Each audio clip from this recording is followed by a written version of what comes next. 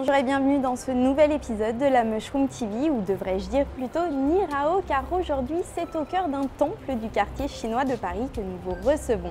Partons à la découverte d'un fabuleux pays, direction la Chine. En 10 ans, les dépenses publicitaires ont été multipliées par 4 et le nombre d'agences sur place a plus que doublé. Alors comment se positionnent nos agences de communication françaises dans ce contexte? Intéressons-nous dans un premier temps aux raisons qui ont poussé nos agences à s'intéresser au marché chinois. De quelle manière s'implantent-elles et où en est leur développement? La Chine auditoire, c'est une très vieille histoire parce que ça a commencé en 1996 où on a fait un événement pour une entreprise qui n'existe plus parce qu'elle a fusionné, qui est Elf. Et on avait fait leur premier grand événement corporate en Asie autour du service client. Légalement, pour créer la société, ça nous a pris 9 mois. Pour s'implanter, on doit aller négocier par exemple avec les autorités sur les taux d'imposition, parce que localement, vous pouvez négocier votre business tax, négocier vos charges patronales, négocier votre impôt sur la société. Au début, on a mis 2 personnes, un Chinois et un Français.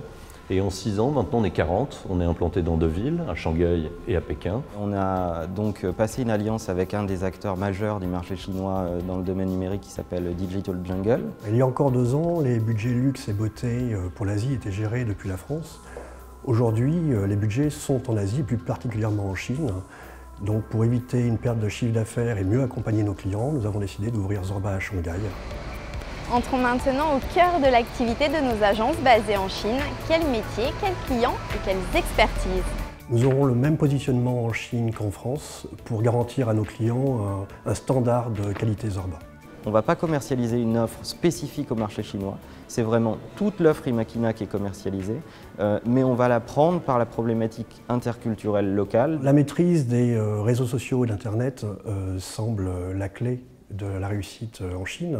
Les réseaux sociaux ne sont pas du tout distribués de la même façon qu'en Europe. Facebook n'existe pas, Twitter est quasiment inexistant. En Chine, le marché a développé ses propres réseaux sociaux avec ses propres codes culturels, avec ses propres codes techniques. On est sur un marché en effet majeur avec des millions, des centaines de millions d'internautes, un marché du e-commerce qui va d'ici quelques dizaines de mois dépasser celui des États-Unis pour devenir le premier marché mondial. Je pense que le marché chinois a une caractéristique majeure, c'est que déjà il y a presque 560 millions d'internautes pour 400 millions de smartphones. Donc la consommation numérique est très différente de chez nous. La mobilité fait partie intégrante de la communication. Il va être aussi temps d'adresser d'autres enjeux, d'autres problématiques que celles liées au secteur du luxe, de la mode, des cosmétiques, mais également parler de tout ce qui est FMCG, services, biens d'équipement et autres. Un marché qui existait très peu et qui commence à exister en Chine, c'est le marché de ce qu'on appelle les corporate events. Corporate events sont les événements internes. Et les ressources humaines sur place? Partons à la découverte des stratégies et enjeux de recrutement sur ce nouveau marché. La gestion RH en Chine est le problème numéro 1 avec un énorme turnover.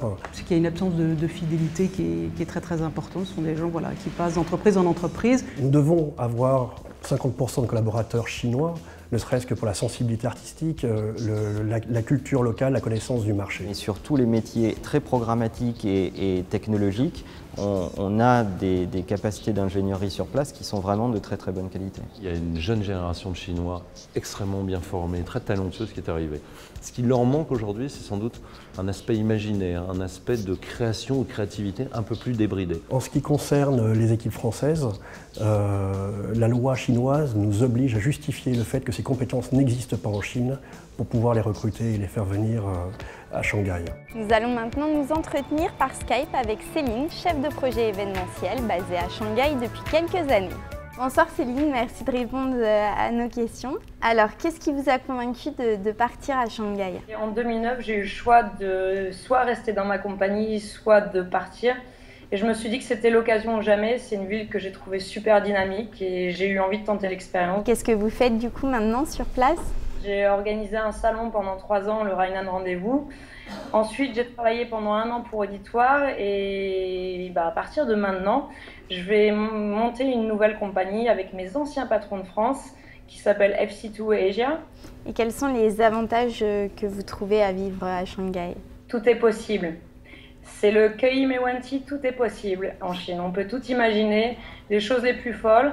J'espère que vous en savez maintenant davantage. Peut-être avez-vous même envie de vous expatrier. En tout cas, merci à nos intervenants de nous avoir fait voyager. On se donne rendez-vous pour un prochain épisode de la Mushroom TV. Et comme on dit en chinois, Zai Chen.